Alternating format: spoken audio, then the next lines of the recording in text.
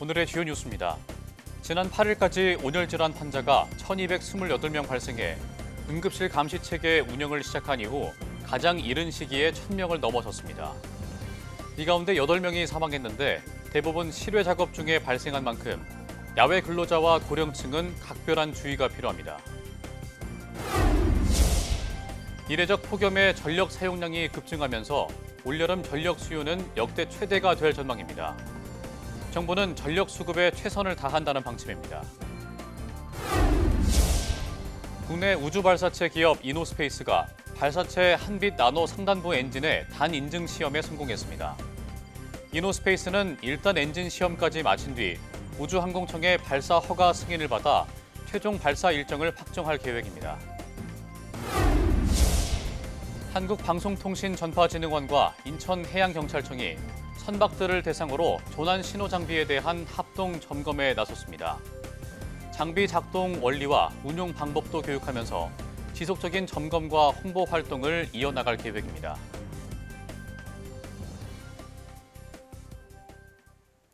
여러분 안녕하십니까? 사이언스투데이 시작합니다. 질병관리청은 지난 8일까지 온열 질환자 환자가 1,228명 발생해 응급실 감시체계 운영을 시작한 2011년 이후 가장 이른 시기에 1,000명을 넘어섰다고 밝혔습니다. 이 가운데 8명이 사망했는데 환자 10명 중 8명이 작업장이나 논밭, 길가 등 실외에서 발생한 만큼 야외 근로자와 고령층은 각별히 주의해달라고 당부했습니다. 또 폭염 속의 야외 작업이나 등산은 자제하고 부득이한 경우 그늘에서 충분히 쉬면서 자주 수분을 섭취해야 한다고 강조했습니다. 극심한 폭염 속에 지난 8일 하루에만 238명의 온열질환 환자가 보고돼 2018년 8월 3일 이후 처음으로 하루 200명을 넘어섰습니다. 7월 초답지 않은 이례적인 폭염에 전력 사용량 급증에 대비하는 정부 움직임도 빨라졌습니다. 최대 전력 수요는 8월 둘째 주 평일에 역대 최대인 97.8기가와트까지 오를 것으로 전망되는데요. 정부는 전력 수급에 최선을 다한다는 방침입니다. 황혜경 기자가 보도합니다. 이글이글 달아오르는 아스팔트. 손 선풍기와 부채로 열기를 쫓아보지만 역부족입니다. 서울 최고 기온은 지난 8일 37.8도로 이미 역대 기록을 갈아치운 상황. 이른 폭염에 전력 사용량도 빠르게 급증하면서 정부도 예년보다 빨리 대책을 내놨습니다. 먼저 정부는 이번 여름철 최대 전력 수요가 역대 최대치였던 작년의 97.1기가와트보다 더 높아질 수도 있다고 보고 이에 맞춰 대비하고 있습니다. 통계적으로 전력 사용량이 가장 많은 8월 둘째 주 평일 오후 최대 97.8기가와트까지 오를 수 있다고 보고 그렇다 하더라도 예비력은 8.8기가와트로 수급에 차질이 없도록 할 방침입니다. 또 만약 발전기가 고장난다든지 돌발 상황이 생기더라도 단계별 예비 자원을 최대 8.7기가와트까지 확보할 수 있다고 밝혔습니다. 올해에는 경우에 따라서는 역대 최대 수요가 있을 수도 있다는 예상도 있고 해서 정부가 혹 대형 설비 고장 등 어떤 상황이 오더라도 안정적인 전력 수급이 가능하도록 그렇게 대비를 하겠습니다. 폭염에도 전기료 부담에 냉방 사용을 못할 수도 있는 취약계층 지원도 확대하기로 했습니다. 전기료 감면 한도를 월 최대 2만 원으로 확대하고 7월과 8월에는 전기료 누진 구간을 완화하기로 했습니다. 또 최대 70만 1,300원인 에너지 바우처를 최대한 활용할 수 있도록 집집마다 홍보할 방침입니다. 뿐만 아니라 올해도 작년처럼 9월까지 늦더위가 지속될 가능성에 대비해 전력수급 대책 기간을 9월 19일까지로 지정하고 종합 상황실을 운영해 전력 공급에 차질이 없도록 대비할 계획입니다. YTN 황희경입니다. 기록적인 폭염이 이어지면서 냉방기기 사용이 크게 늘고 있는 가운데 전기적 요인에 따른 화재가 7, 8월에 가장 많이 발생한 것으로 나타났습니다. 서울시 소방재난본부 통계를 보면 2020년부터 지난해까지 5년 동안 발생한 전기적 요인에 의한 화재는 7천여 건으로 집계됐고 이 가운데 7월과 8월에 발생한 건 1,800여 건으로 26.2%에 달했습니다. 이에 따라 서울시는 가정에서 사용하고 있는 콘센트와 전선 등을 점검해야 한다고 강조했습니다. 본격적인 피서 처리 시작된 가운데 강원도 해수욕장 인근 해상에서 공격성이 강한 청세리 상어가 포착됐습니다. 최근 수온 상승의 영향으로 상어 출몰이 잦아지고 있는데 안전대책 강화가 시급해 보입니다. 송세혁 기자가 보도합니다. 지난 7일 오전 9시쯤 강원도 강릉 안목 해수욕장에서 3km 떨어진 바다입니다. 수면 위로 솟은 삼각형 등 지느러미가 물살을 가릅니다. 몸 길이 2m가 넘는 청세리 상어입니다. 어마어마하다. 우와. 와, 겁나 크네. 이 상어는 낚싯배 주위를 3차례 배회한 뒤 해변 방향으로 헤엄쳐 사라졌습니다. 해변 쪽으로 가는데 요즘 여름이라서 좀 위험할 것 같아서 제보를 했습니다. 청세리 상어는 영화 조스로 잘 알려진 백상아리처럼 사람을 공격한 사례가 보고된 상어입니다. 전문가들은 최근 수온 상승에 따른 먹이 이동의 영향으로 동해안에서 상어 출현이 급증하고 있다고 분석합니다. 청세리 상어가 나타난 해역 반경 10km 안에는 경포와 강문 등 해수욕장 5곳이 밀집해 있습니다. 하지만 예산 부족 등을 이유로 상어 차단용 그물이 설치된 곳은 경포와 안목 2곳뿐입니다. 그물을 치면 어쩌냐 그런데 그렇게까지 할 필요는 없다는 그렇게 답변을 했었는데 작년에는 바뀌었어요. 제가 출연 횟수를 보면은 이렇게 너무나 갈수록 심화되고 있고 사고 나기 전에 미연에 방지를 하기 위해서는 바람직하다. 해경은 상어 출몰 이후 순찰을 강화하고 수상 레저 종사자와 어민, 피서객들에게 주의를 당부하고 있습니다.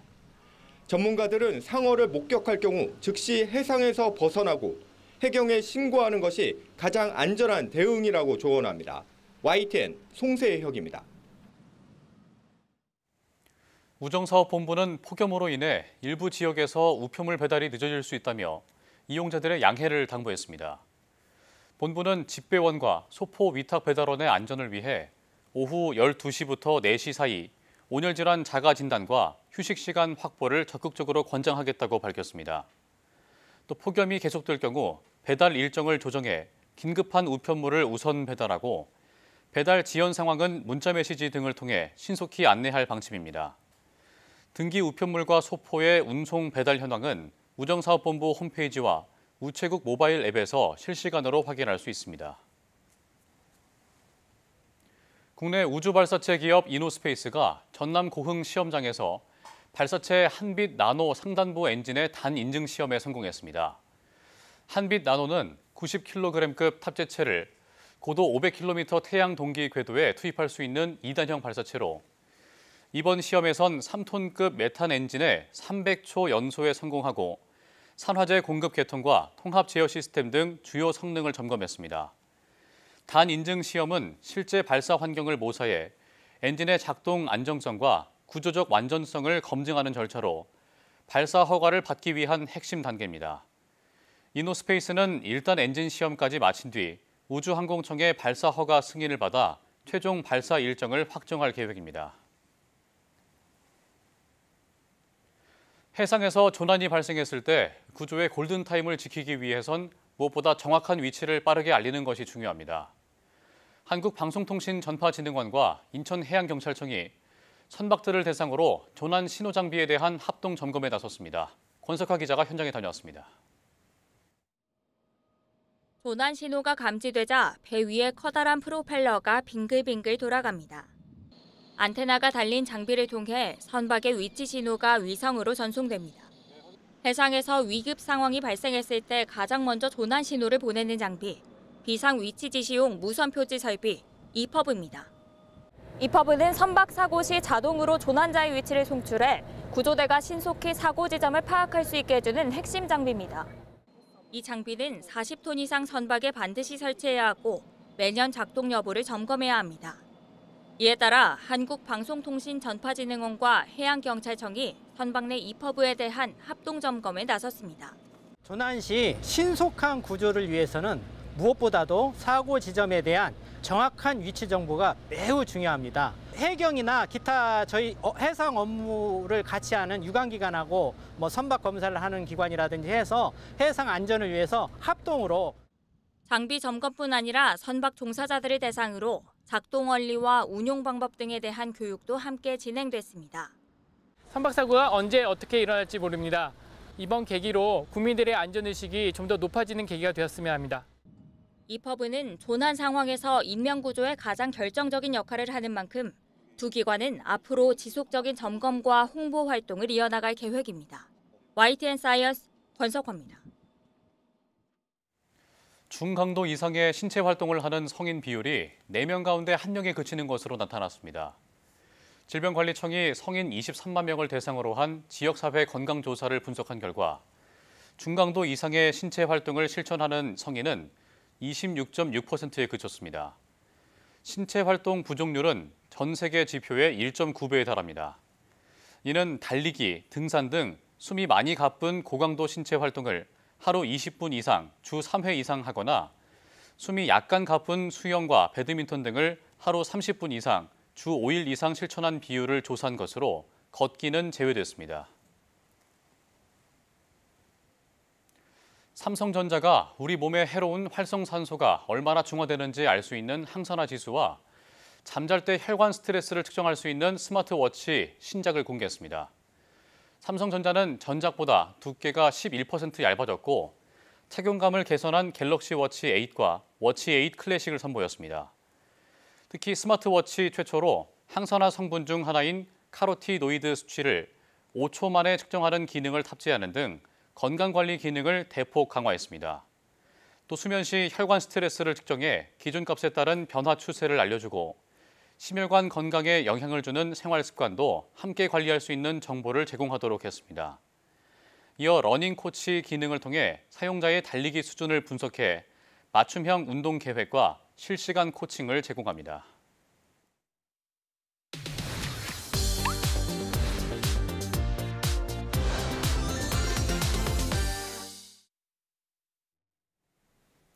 전국적으로 연일 폭염이 기승을 부리고 있습니다. 이번 더위는 예년보다 빨리 찾아오면서 각종 기상 기록을 갈아치우고 있는데요. 김승배 본부장과 함께 자세한 내용 알아보도록 하겠습니다. 어서 오십시오. 네. 예. 8일에 서울 기온이 37도를 넘기면서 기상 관측 이래 7월 상순 기준으로 가장 높은 기온을 기록했는데요.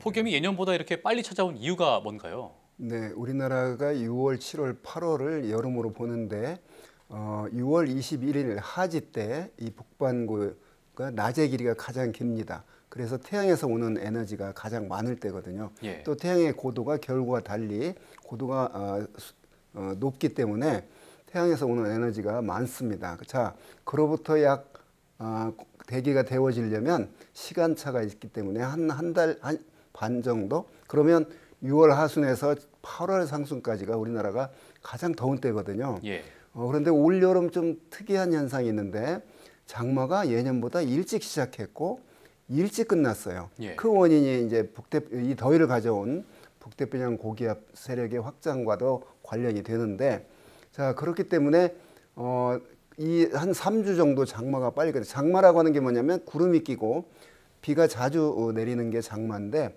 이제 그런 게 없어졌어요. 그래서 바로 그런 구름이 덮여 있지 않으니까 강한 햇볕을 쓰게 되고 이게 불 때듯이 지금 연일 공기를 데우고 있거든요. 그래서 장마가 일찍 끝났고 그런 북태평양 고기압 세력이 일찍 북쪽으로 확장했기 때문에 더위가 한 3주 정도 빨리 찾아왔습니다. 그런데 공기를 보면 중층에는 북태평양 고기압이 덮여 있고 그 더 위에 더 높은 층으로 올라가면 티벳으로부터 확장한 티벳 고기압이 있거든요. 예. 그러니까 북태평양 고기압도 이불을 덮어놓는 격인데 티벳 고기압이 또 하나의 이불을 덮어놓은 격이에요. 그래서 상층까지 뜨거운 공기 속에 우리나라가 갇혀있는 소위 말한 열돔 속에 들어있기 때문에 이렇게 지금 더운 날씨가 이어지고 있습니다. 그렇군요. 그러니까 말씀하신 대로 보통 장마가 7월 한 중순에서 하순까지는 이어져야 되는데 그렇습니다. 올해 남부지방은 예년보다 일찍 끝났고 네. 또 이례적으로 짧아진 이 장마 기간이 말씀하신 대로 그러면 폭염과 좀 연관이 있다고 봐도 되는 겁니까? 그렇습니다. 그 장마가 빨리 끝난 원인으로 폭염이 빨리 시작된 거죠.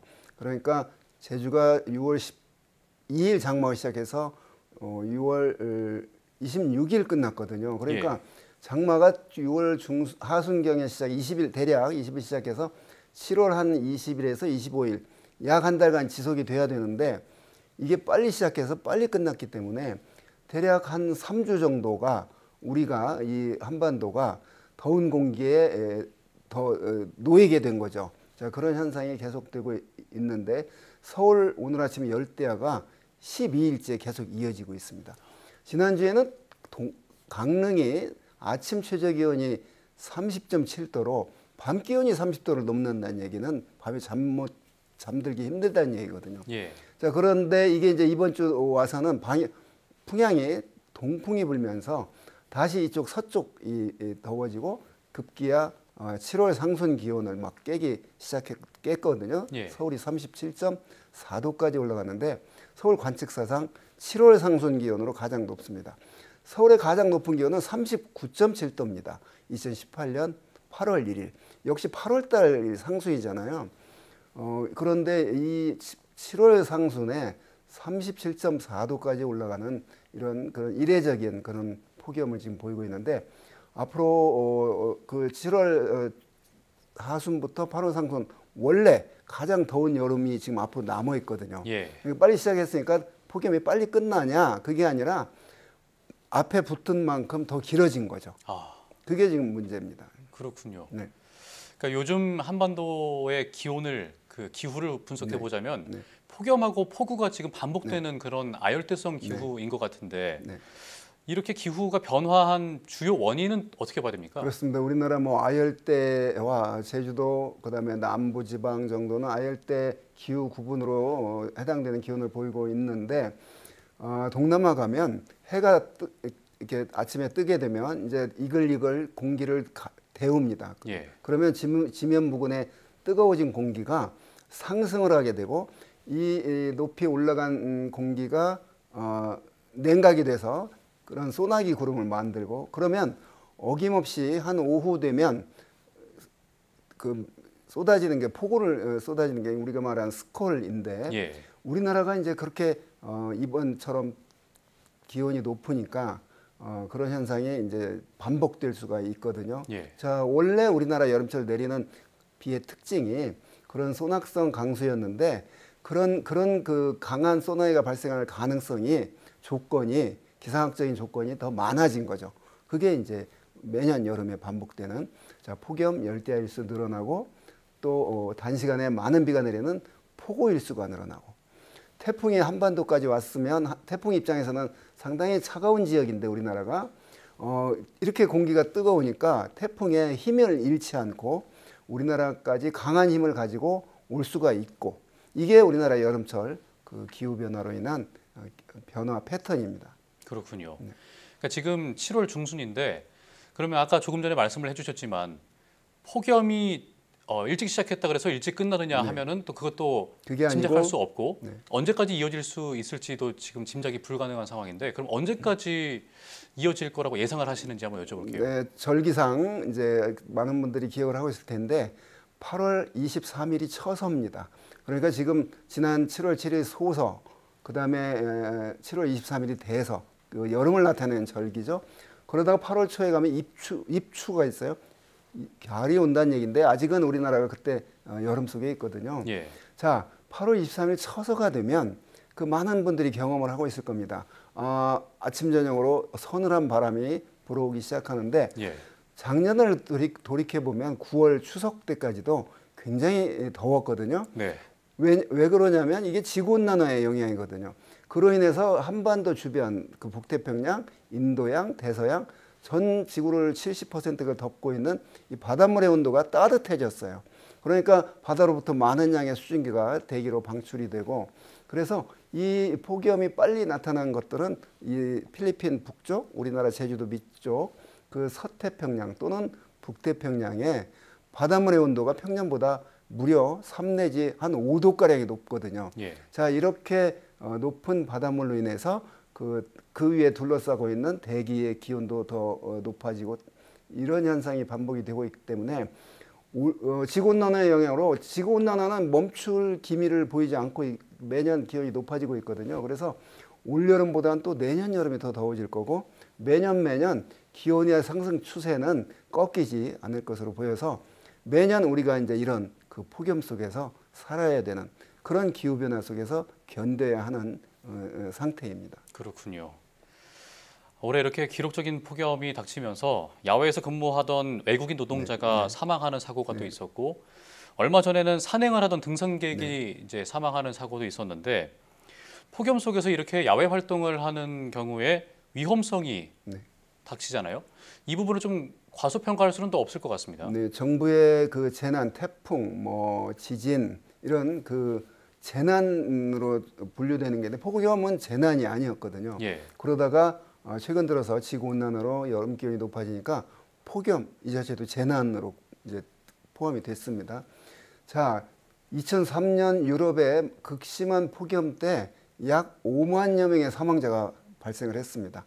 소리 없는 살인자라고 합니다. 그만큼 노약자, 취약계층은 폭염에 노출되면 위험한데 건강에 우리 체온보다 높아지는 게 이제 문제가 되는 거거든요. 그래서 온열 질환으로 인한 사망자가 지금 8일까지 통계가 1229명이 발생을 했다고 그래요. 그중에 9명이 사망을 했습니다. 작년보다 벌써 한 2배 정도 늘어난 그런 숫자인데 자, 이런 폭염이 위험한 이유는 우리 인체가 열 조절 능력을 상실하게 되면 생명과 직결되기 때문에 그런데요.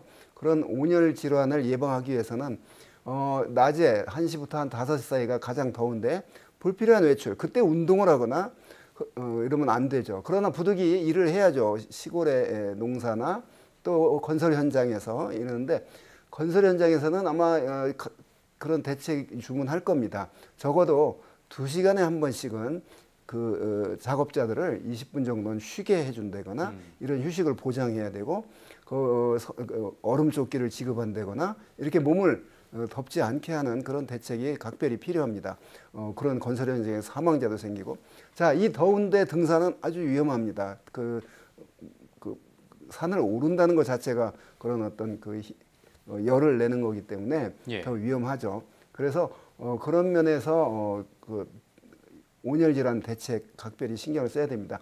온열 질환은 자기가 관리만 잘하면 아까 말한 그런 일사병, 열사병 이런 것들을 예방을 할 수 있습니다. 또 정부는 각별히 이 취약계층, 전기세가 없어서 또는 냉방, 에어컨이 없어서 열을 식히지 못하는 이런 취약계층에 각별히 신경을 써야 되는 그런 때입니다. 온열 질환으로 인한 사망자를 줄이기 위해서는 그렇습니다. 지금 온열 질환에 대한 예방법에 대해서 설명을 해주셨는데 온열 질환이라는 게 이제 어떤 증상이 닥쳤을 때 본인이 위험한지에 대해서 판단을 하기가 좀 어려울 수 있을 것 같습니다. 어떤 증상들이 나타납니까? 네, 온열 질환이라 하면 우리가 열로 인해서 발생하는 병인데요. 일사병, 강한 햇빛 속에 예를 들면 운동장에 오래 서 있다거나 쓰러지죠. 일사병, 열사병, 그런 햇빛은 아닌데 일사는 아닌데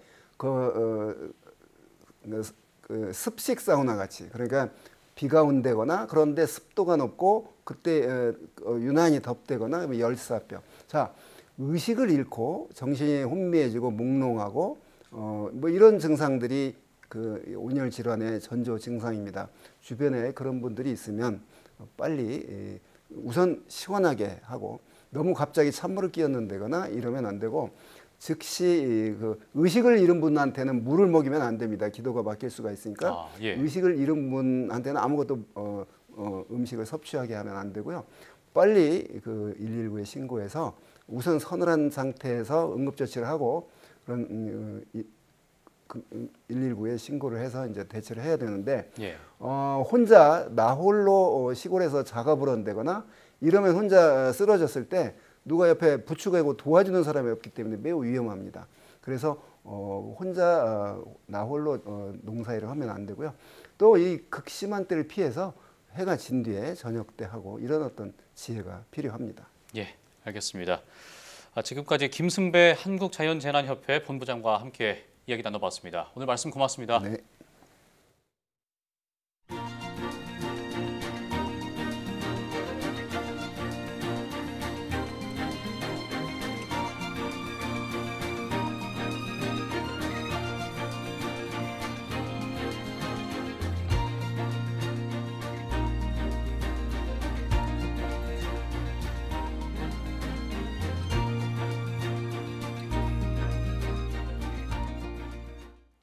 기록적인 폭염이 이어지면서 우정사업본부는 집배원들의 안전을 위해 배달이 다소 지연될 수 있다며 양해를 구했습니다. 집배원뿐 아니라 다른 택배 노동자와 배달원들의 안전도 우려되는 날씨인데요. 배송이 조금 늦더라도 안전을 먼저 생각하고 서로 배려하는 사회가 되기를 희망해 봅니다. 뉴스 마칩니다. 고맙습니다.